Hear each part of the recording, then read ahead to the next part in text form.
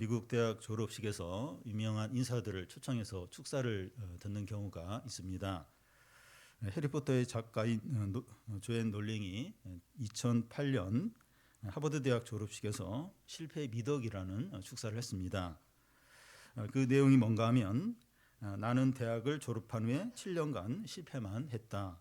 결혼 생활도 오래 하지 못했으며 실업자 신세에다가 가난까지 닥쳐왔다. 그러나 실패는 내 삶에 불필요한 것들을 제거해 줬다. 두려워하던 실패가 현실이 되면서 오히려 자유로워졌다.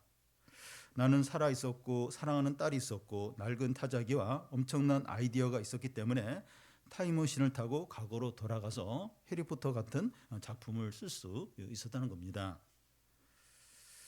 인생 가운데서 실패와 이별과 죽음 같은 것은 피하고 싶지만 이런 것들을 통해서 진정으로 가치 있는 것들이 나오는 것을 볼 수 있습니다. 셰익스피어의 명작들 햄릿이나 맥베스 같은 작품들도 다 비극 작품들입니다. 이 기독교를 상징하는 것들을 이제 여러 가지 상징하는 것들이 여러 가지 있을 수 있는데 이 대표적인 것이 십자가입니다. 십자가는 고통과 수치와 죽음의 이미지가 있습니다. 그런데 우리가 살펴보고 있는 마가복음의 분량의 4분의 1이 예수님이 마지막 한 주 동안에 십자가를 지시는 내용을 다룹니다. 기독교가 밝고 긍정적이어야 할 것 같은데 왜 어둡고 고통스러운 겁니까? 죄 없는 의로운 분이 고통과 수치와 죽임을 당한 것에 생명과 은혜와 구원이 있기 때문입니다. 왜 이 말을 하는가 하면 우리가 몇 주에 걸쳐서 예수님의 고난과 수치와 이 멸시와 이 채찍당함을 살펴보고 있는데 우리의 마음이 우울하고 힘들 수 있습니다.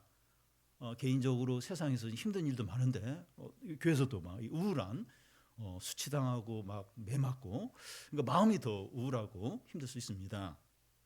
신앙생활은 이렇게 힘들고 우울한 것인가? 그런데 우리의 삶 가운데서도 실패하고 고난당하고 상처받고 이별하고 가까운 사람의 죽음을 경험을 하면서 더 성장하고 더 성숙해지고 또 진리를 깨닫는 기회가 되는 걸 볼 수 있습니다. 그와 같이 하나님의 아들 예수 그리스도의 고난과 수치와 이 버림당함과 죽음이 우리에게 소망이 되고 회복이 되고 구원이 된다는 겁니다. 예수님의 마지막 일주일 중에 금요일 이른 아침에 산헤드린 공회가 모여서 예수님의 처형을 공식화합니다. 그에게는 사형권이 없었기 때문에 빌라도 총독에게 예수님을 넘깁니다. 빌라도는 대장의 고소를 들으면서 예수님을 신문했지만 처벌하거나 이렇게 사형시킬 그런 죄는 없었습니다. 그래서 어떻게 해서든지 석방시켜 주려고 했습니다. 그런데 대장의 충동죄를 받은 무리들이 예수를 십자가에 못 박으라 거세게 외치기 때문에 결국 예수님을 십자가형에 넘기게 됩니다. 예수님은 채찍질 당하고 군인들에게 조롱당한 후에 십자가를 지고 처형장인 골고다 언덕으로 올라가게 됩니다. 그곳에서 예수님은 십자가에 달리고 지나가는 사람들과 대제사장들과 옆에 달린 강도들에게 조롱과 멸시를 당하십니다. 예수님은 홀로 이 모든 조롱을 다 받고 온갖 고통을 견디면서 나아갑니다.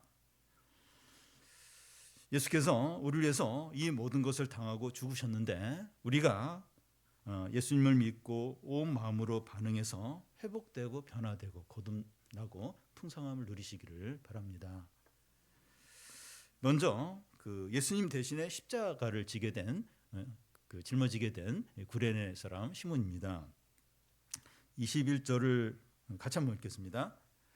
마침 알렉산더와 루포의 아버지 구레네 사람 시몬이 시골로부터 와서 지나가는데 그들이 그를 억지로 같이 가게 하여 예수의 십자가를 지우고 그 당시 로마법에는 그 로마 군인이 식민지 사람들에게 1.5kg 정도 짐을 가지고 이렇게 옮기도록 그리고 명령할 그런 권한이 있었다고 합니다. 구레네는 그 아프리카 지금 리비아 지역인데 거기에 한 큰 도시입니다. 이 알렉산더와 누포라는 두 아들의 아버지인 시몬이 유월절을 지키기 위해서 이제 예루살렘으로 온 겁니다. 그랬다가 예수님이 십자가 지는 것을 길 옆에서 가까이 이제 보다가 로마 군인의 눈에 띈 겁니다. 그 당시 십자가형 언도받은 제수는 자기가 달릴 십자가를 들고 그 처형 장소까지 옮기도록 되어 있었습니다. 예수님은 그 목요일 자정쯤에 이제 체포되어서 밤새도록 산헤드린 공회 앞에서 2번의 재판을 받으시고 이른 아침에 빌라도 앞에서 재판을 받고 대장의 종들과 군인들에게 조롱을 당하느라 한숨도 자지 못하고 채찍질까지 당하셨기 때문에 너무나 지치고 힘든 가운데 있었습니다. 그래서 십자가를 제대로 짊어지고 가지 못하니까 이 로마 군인이 구경꾼 중에 한 사람을 이제 불러서 그 사람이 이제 시몬인데 예수님을 대신해서 십자가를 짊어지고 가라고 명령을 한 겁니다. 그때 시몬은 수치스럽고 불쾌하고 싫었을 겁니다. 괜히 가까이서 이제 구경을 하다가 잘못 걸려들었다고 하면서 불평을 했을 겁니다. 그런데 그는 십자가를 지고 골고다 언덕에 올라가서 예수께서 십자가에 달려 죽는 모든 과정을 다 지켜보고 이제 예수님을 믿게 됩니다. 나중에 시몬은 초대교회의 중요한 인물이 되고 그의 아들 루포는 로마서 16장에 그의 이름이 이제 나올 정도로 로마에서 유명한 그리스도인이 이제 됩니다. 시몬은 자원해서 한 것이 아니고 로마 군인의 명령으로 강제적으로 예수님의 십자가를 대신 이제 짊어진 것이지만 이게 영광 중에 영광이고 축복 중에 축복입니다. 이 가야바 이제 대장이나 빌라도는 예수님을 십자가에 처형을 이제 했다고 영원히 수치스럽게 그 이름이 남았는데 이 구레네 사람 시몬은 예수님의 십자가를 대신 짊어졌다고 그 이름이 영원히 아주 이렇게 존귀하게 남아 이제 있습니다. 불신자이지만 이 교회를 덮거나 이제 믿는 자들을 이제 도와주는 사람이 이 축복을 받는 것을 이제 보게 됩니다. 어떤 남편은 이제 신앙이 없지만 자기 아내가 교회 가면 차로 이제 교회 앞까지 매번 이제 태워다 줬습니다. 계속 그렇게 하다가 한 번은 이제 아내를 데려다 주고 돌아오는데 뭔가 아내를 이렇게 전해줄 걸 안 전해준 거예요. 그래서 다시 이제 교회 올라갔는데 그게 목사님이 오셨으니까 뭐 예배드리고 가라고 예의상 이제 한번 예배를 드리면서 이제 신앙생활을 이제 시작하게 되었습니다. 우리가 자원하지 않았어도 상황적으로 어쩔 수 없이 교회를 섬기고 청소년들을 섬기고 자원봉사를 하게 되었을 때 나중에 보면 그것이 하나님의 축복과 은혜를 받는 기회가 될 때가 많습니다. 어떨결에 처음에는 이제 억지로 부모님 때문에 어쩔 수 없이 교회에 오고 섬기게 되고 주님의 일에 동참한 것이 나중에 자기 자신에게 큰 축복이 될 때가 많은 겁니다. 지금 이제 초등학교 고학년이거나 이제 청소년들 중에서 신자인 부모님 때문에 억지로 이제 교회에 와야 한다고 하면서 불평을 이제 한 수가 있는데 나중에 이 자녀가 이제 신앙을 갖게 되면 그게 큰 축복이었구나 하면서 감사할 때가 옵니다. 다음은 그 예수님이 십자가에 달리심의 그 의미가 뭐냐 하는 겁니다. 십자가 처형은 가장 잔인하고 비인간적인 처형 방법입니다. 로마에서는 그 로마 시민에게는 절대로 이 형벌을 하지 않고 이제 식민지 사람들이나 노예 가운데서 극악무도한 범죄자들에게만 또 반역자들에게만 이런 처형을 했습니다.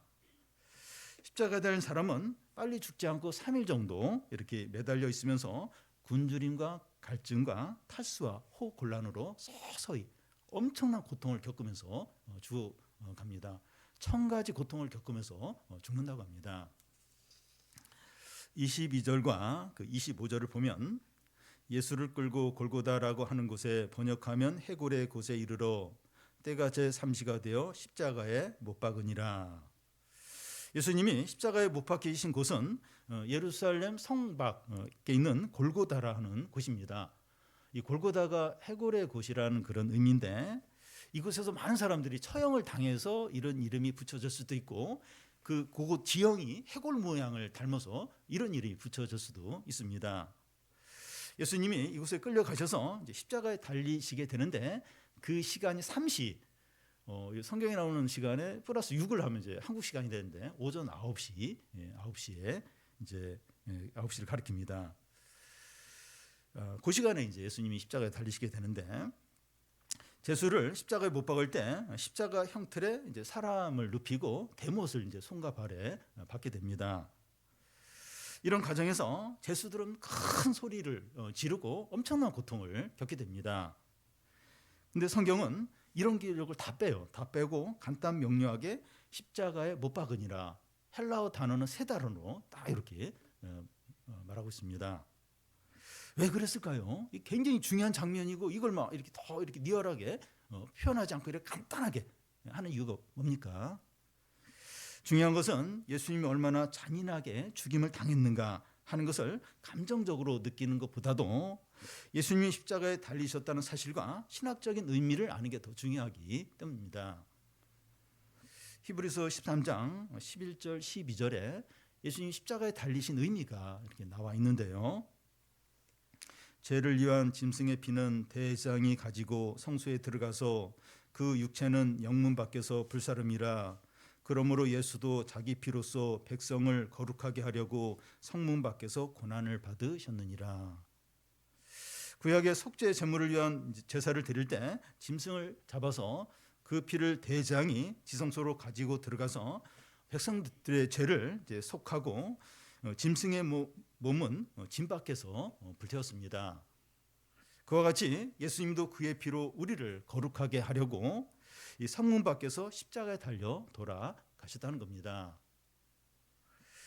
구약의 수많은 짐승들이 속죄제물로 드려졌지만 이건 사람들의 죄를 진정으로 용서하는 것이 아니라 심판을 연기하는 그런 이제 역할을 하는 겁니다. 그런데 의롭고 흠없는 하나님의 아들이 속죄제물로 십자가 위에서 드려짐으로 우리의 모든 죄가 단번에 완전히 영원히 용서가 된 겁니다.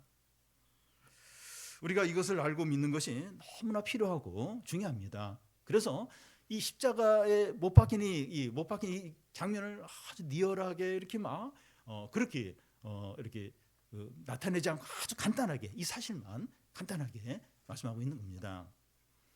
우리가 믿고 붙들고 항상 이 기억해야 될 사실이 바로 이거라는 거예요. 예수님이 내 죄를 위해서 십자가에 못 박혀 죽으셨다. 이걸 기억하고 이걸 항상 생각을 해야 한다는 거죠. 바울은 갈라디아 성도들에게 말하기를 그리스도께서 십자가에 달려 돌아가신 것이 너의 눈앞에 밝히 보이지 않느냐 이렇게 말합니다. 우리는 복음의 말씀을 들을 때 예수님이 십자가에 달려 죽으신 것이 눈으로 보는 것처럼 너무나도 분명하게 됩니다. 여러분 소설을 읽거나 어떤 기사를 읽을 때 상상이 되잖아요. 연상이 되잖아요. 그와 같이 말씀을 읽을 때 주님이 눈앞에 있는 것처럼 느껴지고 보이게 됩니다. 근데 우리는 마치 예수님이 십자가에 달려 죽지 않은 것처럼 여길 때가 많아요. 예수님이 십자가를 잊고 살 때가 많은 겁니다. 우리가 십자가 복음을 믿음으로 우리의 옛사람이 예수님과 함께 십자가에 못 박혀 죽었는데 여전히 옛사람의 성품대로 살아가는 겁니다. 예수님의 십자가를 통해서 우리가 새 사람이 되어서 새로운 인생을 살아가는데 그리스도의 십자가를 잊고 사니까 다시 과거의 제단 삶으로 돌아가서 살 때가 많은 겁니다. 예수님 아직 안 죽은 거예요. 안 죽은 겁니다. 왜냐하면 자신의 삶을 보면 여전히 과거의 삶, 예수 믿고 새 사람이 되었다고 하는데 여전히 과거의 삶으로 살 때가 많은 거예요. 그리스도의 십자가를 잊어버리고 또 믿지 않는 것처럼 살 때가 많기 때문입니다. 예수님은 십자가에 못 박히셨어요. 헬라 단어 딱 세 단어로 예수께서 십자가에 못 박혔다 그렇게 합니다. 이것을 믿고 항상 십자가를 바라보시기 바랍니다. 그래서 더 이상 내 중심적으로 내가 주인이 되어서 욕심으로 사는 것이 아니라 나를 위해서 십자가에 죽으신 예수 믿는 믿음으로 사시기 바랍니다. 다음은 예수님 십자가에 달릴 때 주위 사람들이 어떻게 했느냐 하는 것을 살펴보겠습니다. 23절을 보면 우리 같이 한번 읽겠습니다. 모략을 탄 포도주를 주었으나 예수께서 받지 아니하시니라. 수술을 해야 할 때 마취 주사를 이제 맞으면 칼로 이제 살을 째는데 아무런 통증을 느끼지 못합니다. 전에 어떤 분은 돈이 없어가지고 치질 수술하는데 그 마취 주사를 안 맞고 이제 수술했는데 너무 고통스러워가지고 너무 힘들었다는 얘기를 들은 적이 있습니다.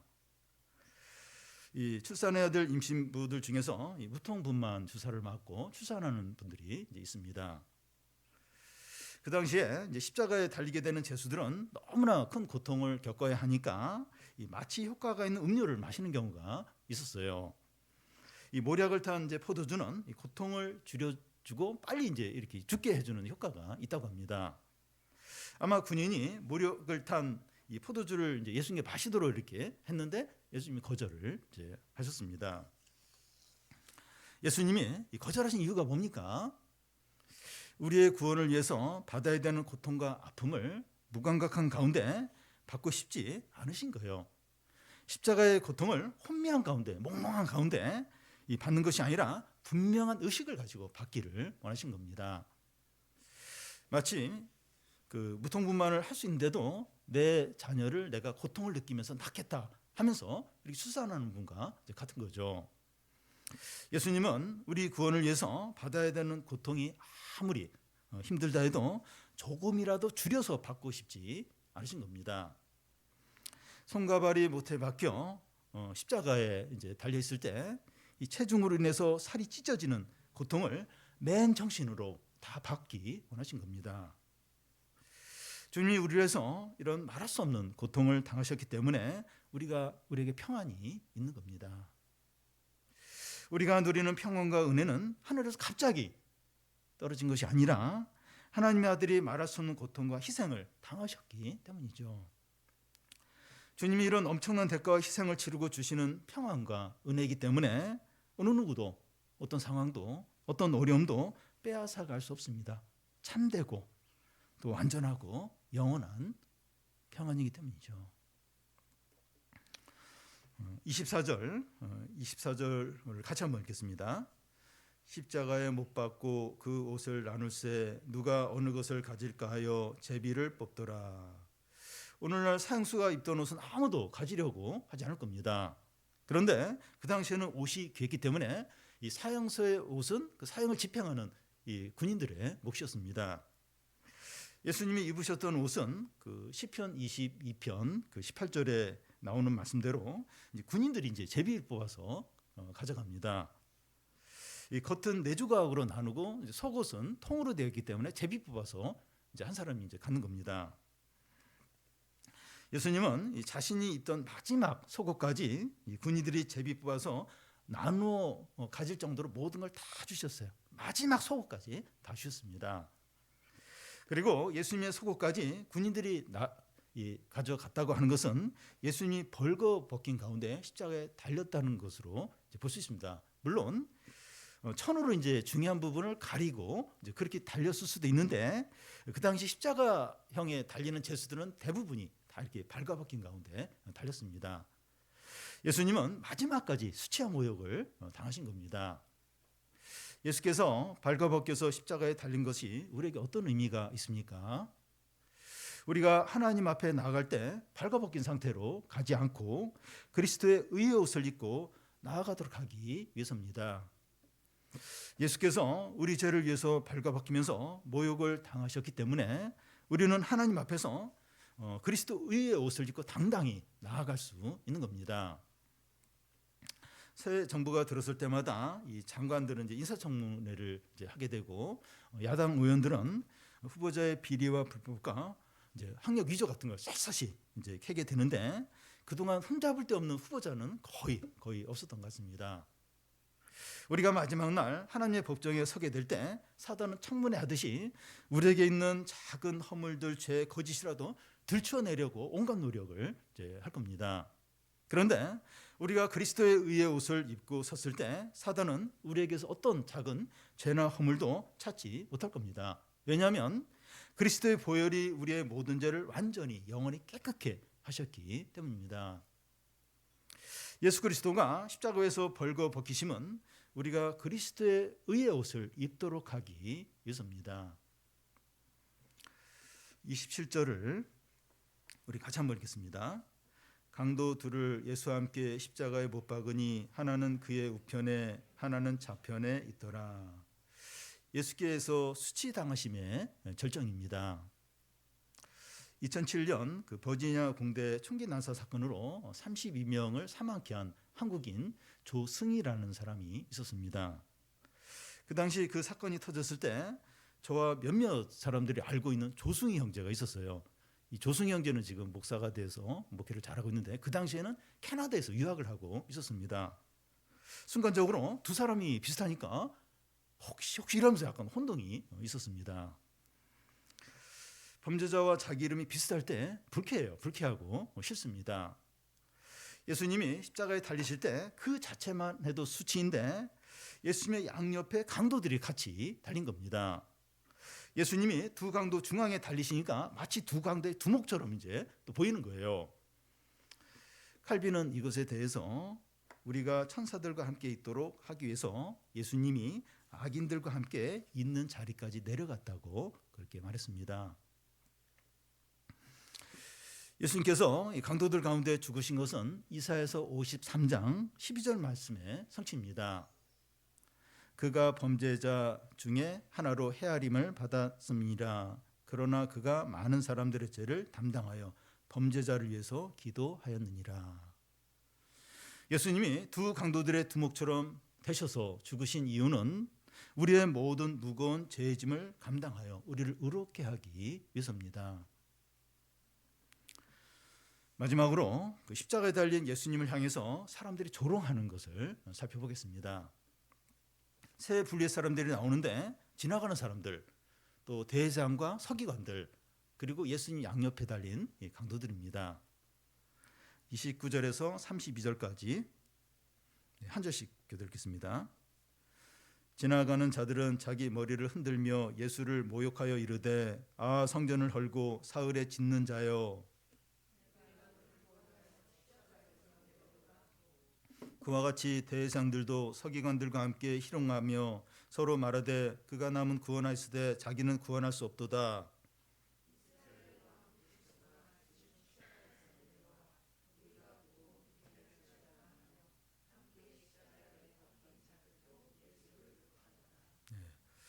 자기 머리를 흔든다고 하는 것은 이해가 되지 않고 참 우습다는 그런 제스처입니다. 지나가는 자들이 머리를 흔들면서 하는 말이 아 성전을 헐고 사흘에 짓는 자여 내가 너를 구원하여 십자가에 내려오라 하면서 예수님을 모욕을 하고, 대제사장과 서기관들은 그가 남은 구원했을 때 자기는 구원할 수 없도다. 지금 십자가에 내려와 우리가 보고 믿게 하라 하면서 조롱을 하고, 또 예수님 양옆에 달린 강도들은 죽어가면서도 예수님을 욕하고 비난했습니다. 세상에서 중범죄자가 사형을 당할 때 그저는 믿지만 인간적으로 동정을 하고 안타깝게 여깁니다.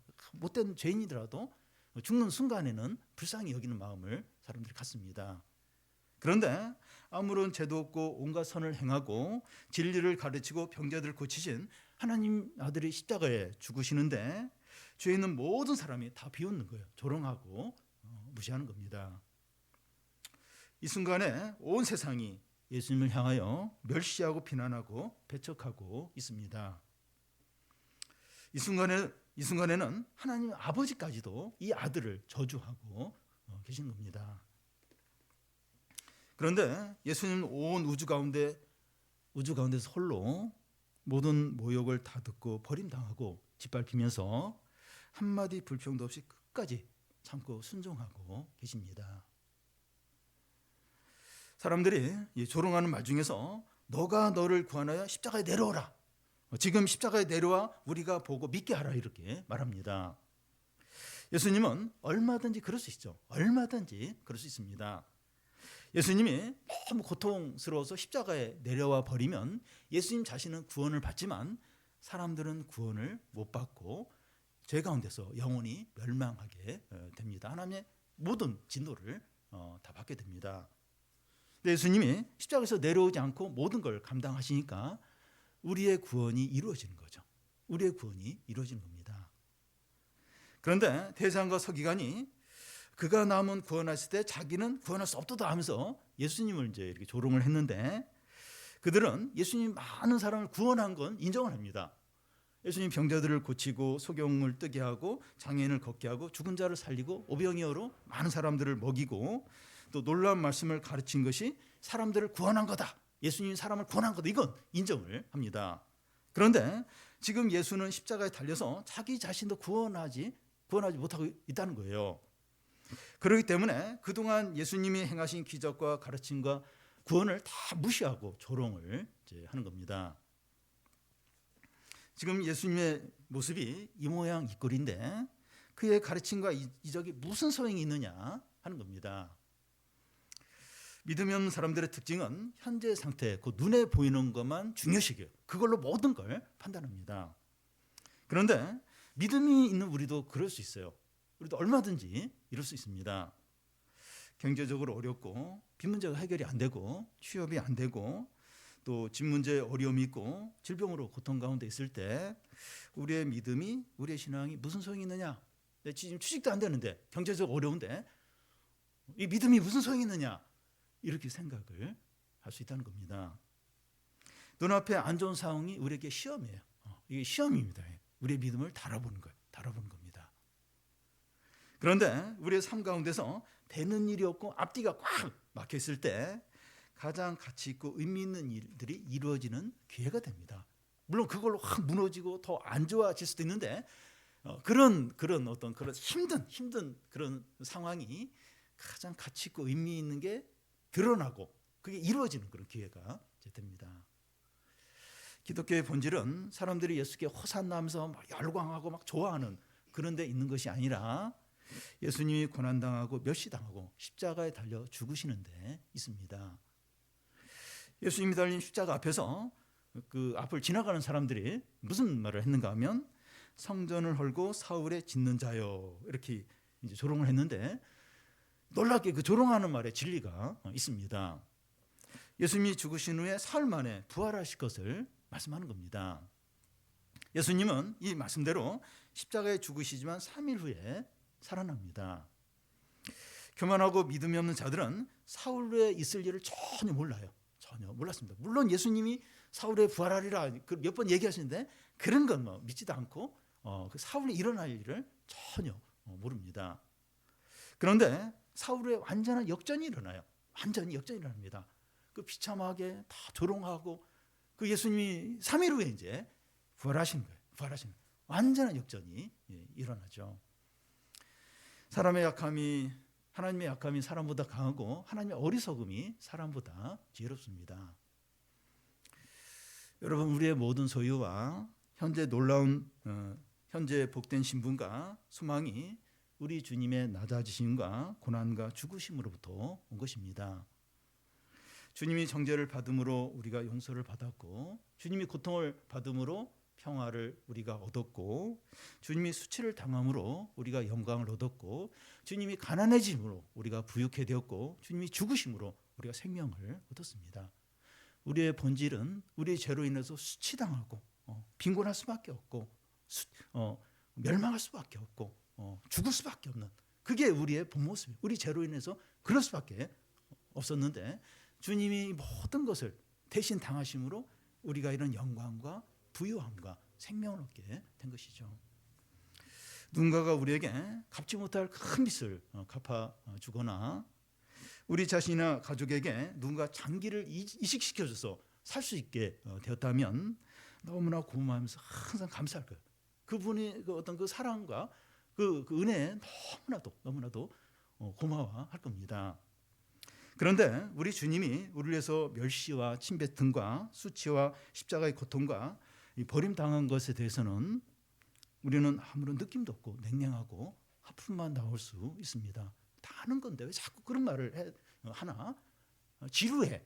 그렇게 여길 수 있습니다. 물론 이 은혜와 사랑이 너무 커가지고 잘 못 느낄 수 있습니다. 지난 주일 오후 예배를 마치고 제가 이제 교인들하고 인사하러 이렇게 돌고 있었는데 한 분이 눈물을 글썽이면서 주님이 나를 위해서 채찍질을 당하셨고 내가 죄인이라고 이런 말씀을 했습니다. 이분은 내내 예배드리면 내내 울면서 예배를 드렸다고 합니다. 우리가 다 그렇게 느끼고 그런 고백을 하기를 원합니다. 우리가 왜 그렇게 안 될까요? 왜 이렇게 냉랭합니까? 목석같이 이렇게 무감각합니까?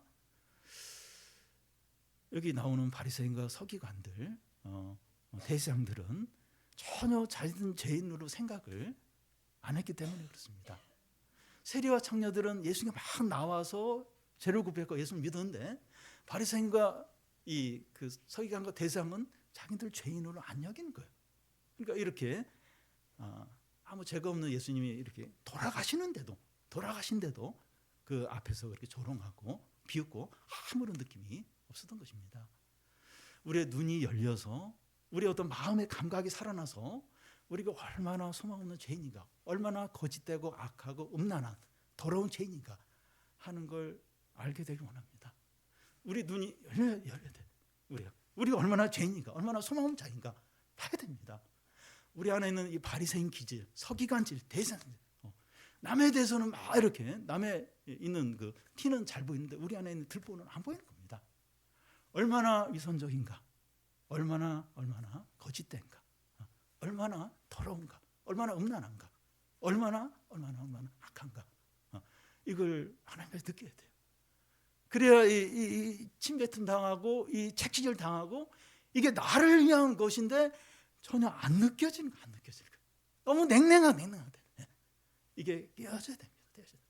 그렇지 않으면 예수님이 돌아가신 여기서 지나가는 사람들이, 대제사장 서기관들이, 또 그 주님 옆에 달리는 강도들이 그 조롱하고 비웃고 아주 냉랭한, 우리도 이제 그런 상태에 있는 겁니다.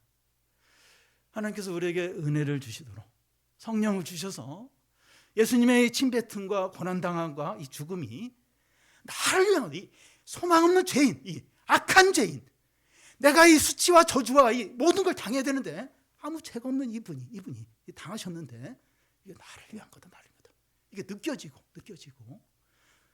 통곡을 해야 되죠. 애통해야 되죠. 우리 마음이 깨어져야 되죠. 그래서 우리가 이 주님의 이게 나를 위한 것이고, 이렇게 감사하고 기뻐하고 전적으로 반응하고 주님을 전심으로 사랑하고 은혜 가운데 행하고 나를 위해서 죽으신 주님을 믿는 믿음으로 행하고, 이런 은혜가 회복이 되도록 우리 좀 같이 좀 기도하면 좋겠습니다. 우리의 어떤 냉랭한 이 마음들, 이 목석 같은 이 마음들, 그걸 좀 이렇게 깨어지도록 이게 좀 느껴지도록 좀 눈물이 나도 좀 부르짖으면서 기도하도록, 그래서 좀 이 주님의 이 사랑과 은혜가 좀 나의 것으로 느껴지고 고백될 수 있도록 우리 좀 말씀 생각하면서 같이 기도하겠습니다.